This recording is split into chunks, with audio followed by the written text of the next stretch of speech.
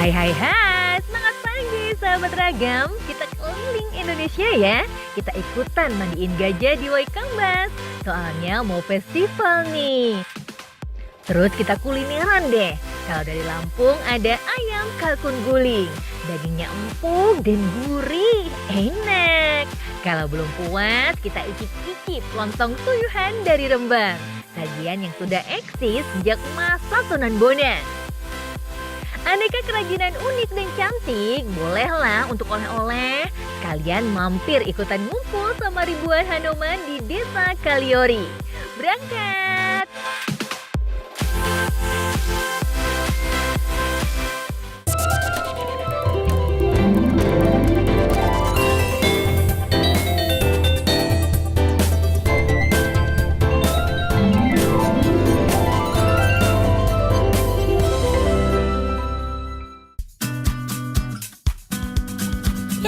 Ada kalkun kita tangkap ya. Duh, gesit banget deh nih ayam kalkunnya. Kejar, jangan sampai lolos. Kalau nggak ketangkep, bisa gagal nih bikin kalkun gulingnya. Semangat!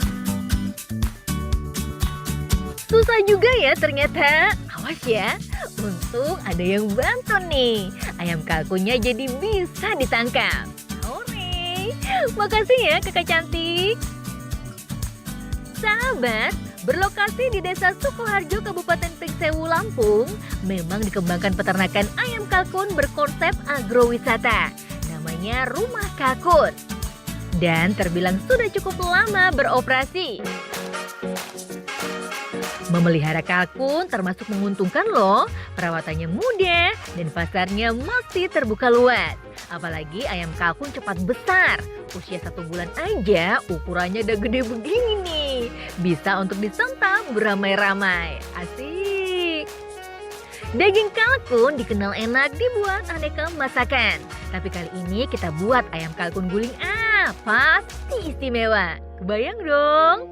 Bumbu-bumbu yang diperlukan ada bawang putih, bawang merah, kunyit, serai, jahe, lengkuas, dan garam. Tumbuk bumbu terlebih dahulu sampai halus. Kemudian lumuri seluruh bagian ayam kalkunnya ya. Biar empuk, rebus terlebih dulu. Baru deh dipanggang di atas bara api sambil sesekali diberi kecap. Sabar ya, biar hasilnya sempurna. Duh, tampilan dan aromanya begitu menggoda selera. Bikin lapar. Dan akhirnya kalkun gulingnya siap untuk disajikan. Makan besar. Dagingnya empuk banget dengan bumbu rempah yang pas di lidah. Enak. Sepiring nasi pastinya kurang nih. Si kakak cantik makanya semangat banget ya. Sahabat, selain nikmat, daging ayam kalkun juga sehat. Soalnya kandungan lemaknya terbilang rendah. Per ons daging memiliki sekitar 1 gram lemak saja. Memang sih nggak bikin gemuk. Tapi kalau nasinya nambah, ya percuma dong. Daging kalkun juga mengandung kalium, fosfor, seng, dan besi. Kandungan tersebut dapat membantu dalam meningkatkan imunitas tubuh kita, sahabat. Bikin sehat deh pokoknya. Kalau sahabat ingin mencobanya, main aja ke sini ya. Aneka menu dari ayam kalkun bisa dipilih sambil menikmati keindahan alam di sekitar peternakan yang berada di antara embun menyerupai danau. Recommended deh.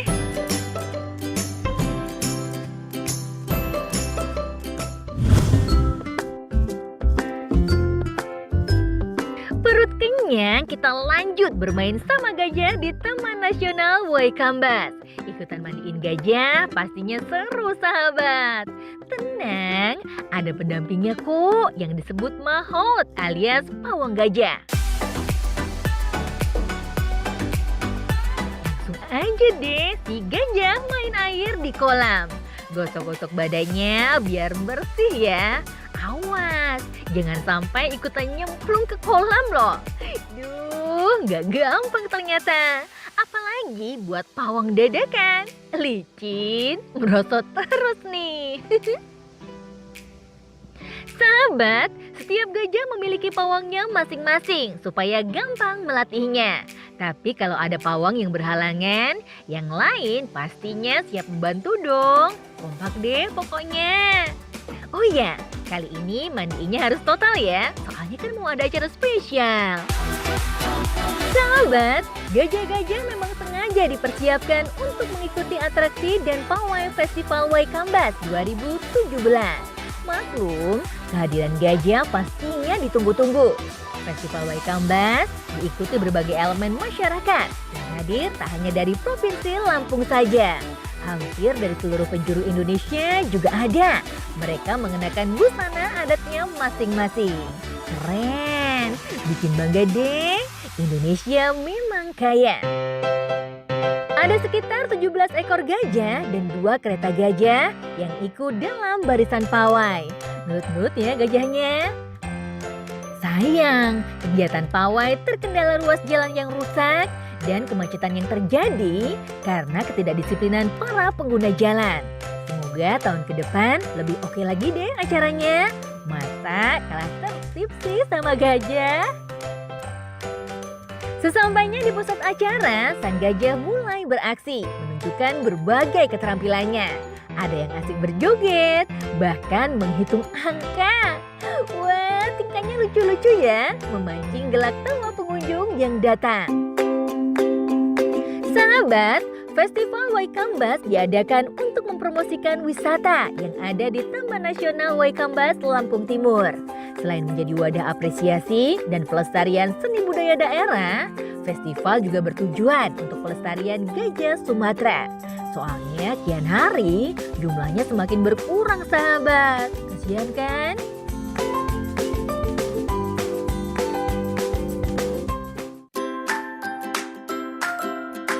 Nah sahabat, setelah melihat atraksi dan parade gajah, nggak afdol kalau tidak membeli cindera matanya. Yang khas dari Waikambas, ya souvenir patung gajah dong.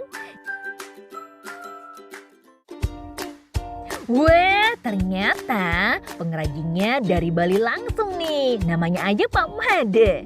Jangan heran ya, soalnya di Lampung banyak warga pendatang. Mereka rata-rata para transmigran yang mengikuti program pemerintah di masa lalu. Bahan untuk membuat patung gajah bisa beraneka jenis kayu sahabat. Tapi yang paling oke sih dari kayu jati. Karena selain kuat, tekstur kayunya juga cantik. Sebelumnya bahan kayu digambar dulu. Kemudian buat bentuk gajah secara kasar saja. Baru deh dipahat. Wah wah wah, tampil banget ya. Tampilan gajah yang masih belum sempurna kemudian diamplas halus.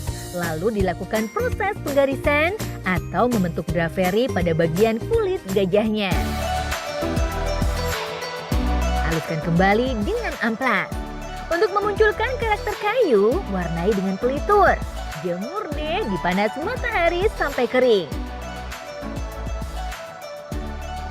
Selanjutnya proses finishingnya, cat ditutup dengan pernis untuk melindungi warna dan mengawetkan kayunya. Terakhir, buat aksesoris berupa baju untuk gajahnya. Khusus membuat baju dikerjakan oleh kaum ibu. Sahabat, para pengrajin terkadang juga membuat patung gajah berbahan baku pasir dan semen atau fiberglass. Patung dari semen biasanya dibuat berdasarkan pesanan saja. Ada yang ukurannya sesuai aslinya loh. Gede banget kan? Harga patung gajah berbahan kayu jati sekitar 350 sampai 500 ribu rupiah. Untuk bahan fiber lebih murah, 250 ribu rupiah saja. Cakep loh buat hiasan.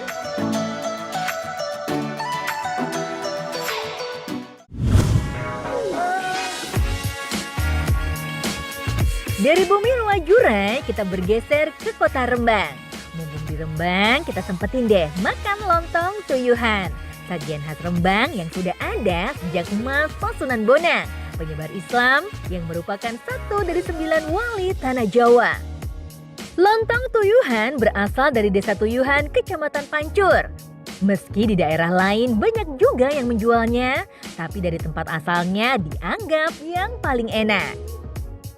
Lontong tuyuhan sekilas mirip dengan lontong opor, tapi bentuk lontongnya berbeda. Lontong biasanya bulat memanjang, tapi khusus lontong tuyuhan justru bentuknya segitiga. Unik ya? Bentuk segitiga sengaja dipilih karena ada nilai filosofisnya. 3 sudut runcing pada segitiga bermakna 3 tujuan, yakni cinta kepada Tuhan, cinta kepada alam, dan cinta kepada sesama makhluk hidup. Keren kan? Lontong tuyuhan umumnya disantap ketika makan siang dan menjadi hidangan yang selalu ada ketika dilangsungkan acara besar keagamaan atau acara adat. Pak Aan adalah generasi ketiga penjual lontong tuyuhan. Dalam sehari, warung miliknya bisa menghabiskan hingga 50 lontong atau sekitar 120 porsi. Wow! Membuat lontong tuyuhan tak beda dengan membuat lontong pada umumnya. Hanya saja bentuk daunnya dibuat segitiga. Proses perebusan lontongnya sekitar 4 jam. Sama juga ya. Untuk bumbu opor ayamnya ada 2 jenis nih sahabat. Ada bumbu lengkap dan bumbu semur. Bumbu lengkap terdiri dari jintan, ketumbar, bawang putih, bawang merah, pala, terasi, lengkuas, kencur, kunyit, daun jeruk, dan cabai rawit. Tumbuk halus semuanya ya. Bumbu semur atau bumbu manisnya menggunakan cabai merah keriting dan jahe yang ditumbuk halus. Bumbu lengkap kemudian dicampur sedikit santan dan diaduk sampai rata. Saring santannya, kemudian campurkan sisa santan ke dalam santan yang sudah dibumbui. Masukkan potongan ayam kampung ke dalamnya. Masak selama kurang lebih 1 jam. Ini paharnya kenapa terakhir mas? Dipisah gitu? Karena bahannya biasanya cepat matang. Oh gitu. Kalau jadikan satu nanti hancur. Oh. Akhirnya matang juga. Pisahkan daging ayam dari kuahnya ya, supaya tidak hancur. Kemudian masak bumbu manisnya. Campurkan bumbu manis dengan santan. Masak dengan tambahan gula pasir, garam, dan kecap manis secukupnya. Masukkan potongan tempe ke dalamnya. Biarkan sampai mendidih. Angkat deh. Pisahkan tempe dari kuahnya, lalu campur kuah manis ke dalam santan berbumbu dengan cara disaring sebagai kuah opor. Kalau sudah begini, tinggal disajikan dan disantap saja. Wah, enak! Rasanya gurih pedas dengan sensasi rasa manis yang pas. Sahabat, mesti coba deh. 1 porsi lontong tuyuhan biasanya dibanderol harga Rp11.000 saja. Murah meriah, namun bikin kenyang. Nyam-nyam.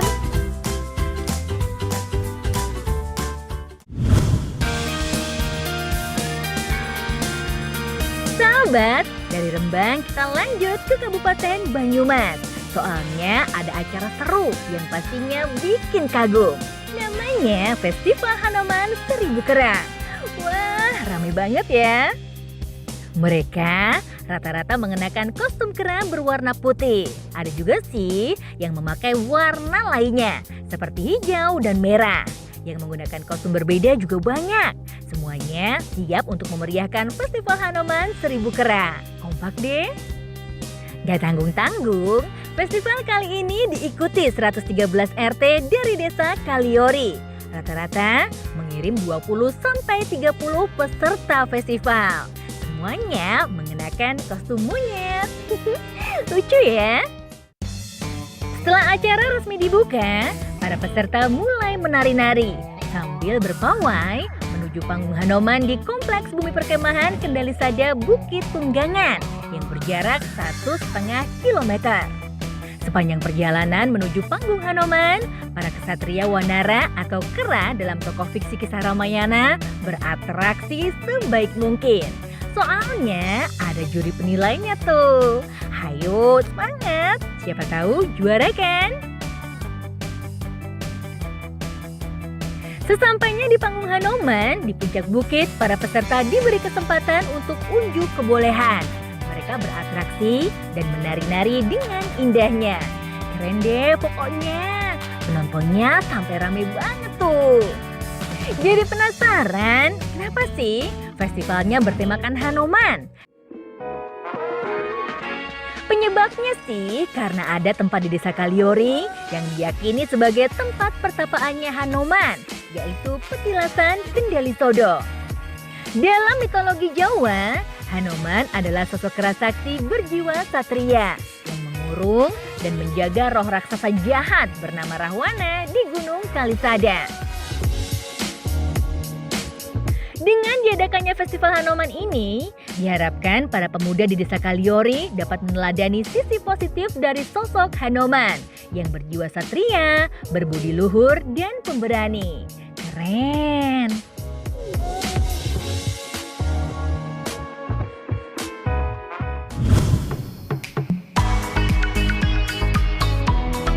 Ada apa nih rame-rame? Kok ada orang Jepangnya segala sih? Tapi kenapa kimononya motif batik ya? Penasaran ih?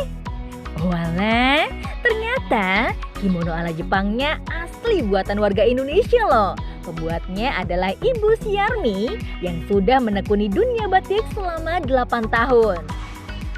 Nah, kalau batik yang model kimono tercipta 2 tahun lalu. Dulu kan sering ada tamu orang Jepang datang ke sini minta dibikinin baju kimono batik. Nah, kita bikin baju kimono batik untuk dibawa ke Jepang. Iya. Motif yang ada pada kimono didominasi motif khas Banyumas, yaitu motif keladi, babon angrem, dan teratai. Untuk membuat satu set kimono batik, prosesnya diawali dengan membatik kainnya dulu. Sedangkan proses penjahitannya dilakukan Ibu Syarmi di tempat yang terpisah. Proses penjahitan biasanya memakan waktu 2 minggu hingga 1 bulan, tergantung kerumitan bahan. Sahabat, pesanan batik kimono ternyata tak hanya datang dari warga Jepang saja loh. Banyak pula warga Amerika, bahkan Eropa yang juga menyukai batik. Wah, karya Ibu Syarmi bikin bangga deh. Dengan kreativitasnya, ia mampu mengkreasikan batik menjadi sesuatu yang baru. Batik jadi kekinian dan mendunia. Top habis!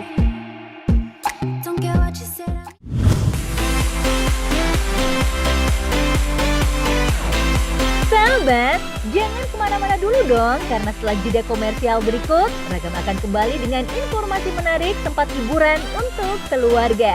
Tetaplah di Trans 7.